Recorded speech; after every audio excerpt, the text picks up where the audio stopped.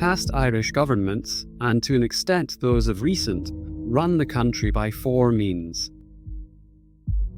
an all-embracing regulation of economic activity, an extensive state role in ownership of industries, development of a welfare state, providing selective and generous benefits to gain favour and voter loyalty, and lastly a large public administration to absorb excess labour as a provision of public service. All four of these are continually used by parties in power for their own partisan interests. A large public sector and large welfare state offer the means to mobilize votes and support for material benefits and state-funded salaries for key party workers. For example, from 1995 till 2009 of $649.2 billion in public expenditure, $178.9 billion went to public sector salaries and pensions. This over-regulation of economic life has allowed what is described as rent-seeking opportunities for parties to grant favours to business interests through deregulation and privatisation. This has historically and evidently led to corruption and cronyism. Between matters of public and private sector, the state is widely seen as a resource to be exploited by political and business interests, of which there is a legacy proven to be the case, and not cultivated for the betterment and prosperity of the most vulnerable in Irish society, most notably the elderly, sick, and homeless.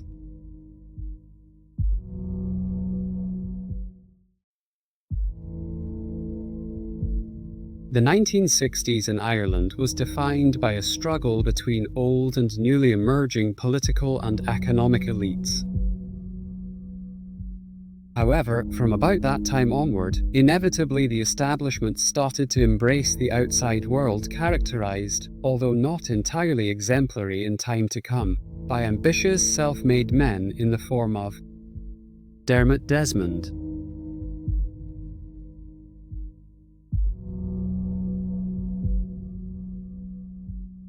Patrick Gallagher,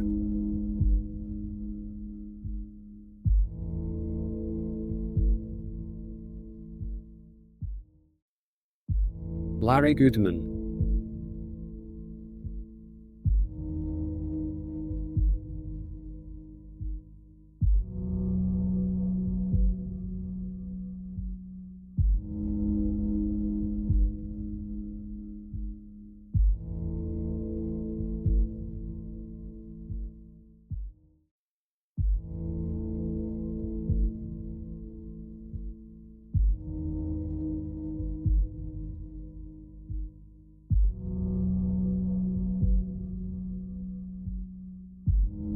and most notoriously of all, Charles Haughey.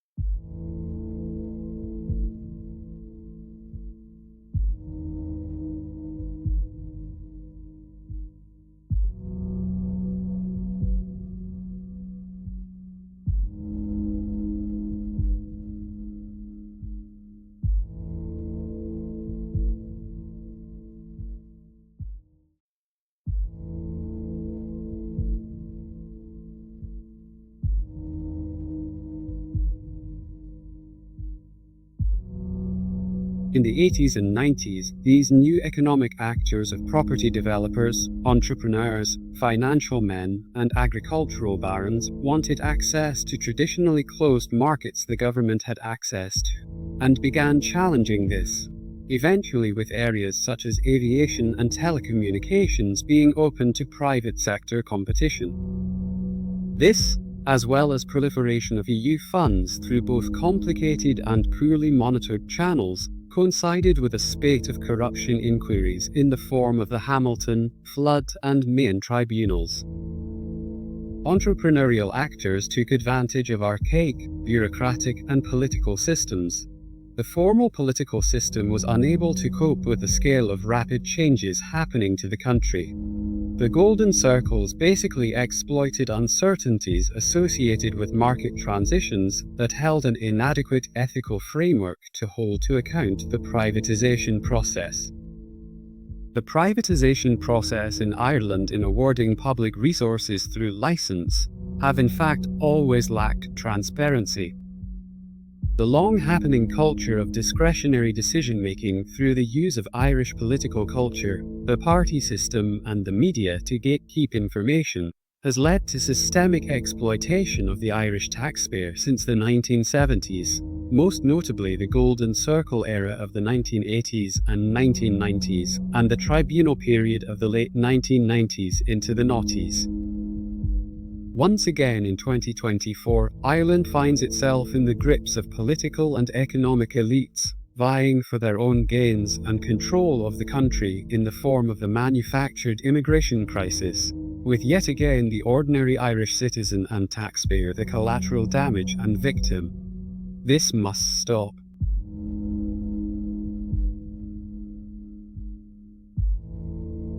Despite the positive and progressive socio-economic changes having taken place for Ireland since the 1990s, its political paradigm remains the same, with parties still relying on parish pump politics when it comes to local elections, ardent followers despite their failings, using the powers allotted to them and state resources to play favourites, with councillors and ministers doling out grants and funding to often personally favoured causes, both private and public, locally and nationally.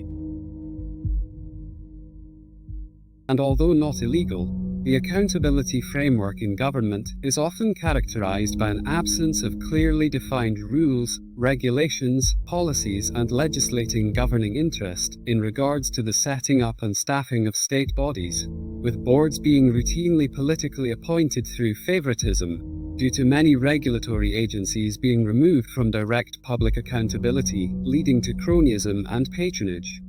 Such bodies and agencies include the Arts Council, Irish Prison Services, Court Services, National Road Authority, and the Office of Public Works. All have no oversight from members of government to be subject to parliamentary questions, essentially being left to be a law unto themselves, historically resulting in risk of cronyism and corruption. Political party finances, campaigns and lobbying falling into this grey area also. In the case of lobbying, however, there are thankfully watch bodies to monitor this.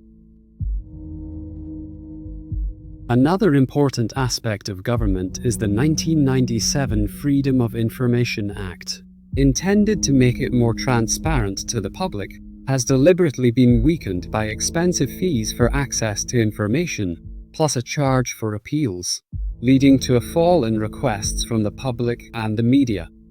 This, as well as changes and interferences in rules of access over certain topics, such as politician salaries and public money expenditure disclosure, place the legislation severely in doubt as a core to Ireland's democracy. One abuse of power, though not illegal but certainly immoral, by the political parties and business-related players over the years, has been the use of tribunals to whitewash their crimes and failings. Reversion to tribunals of inquiry has allowed them to relegate potentially damaging effects of official corruption to mechanisms that provide a degree of cover for themselves, and effectively get off the hook, at often enormous waste of taxpayers' money, for long drawn-out inquiries.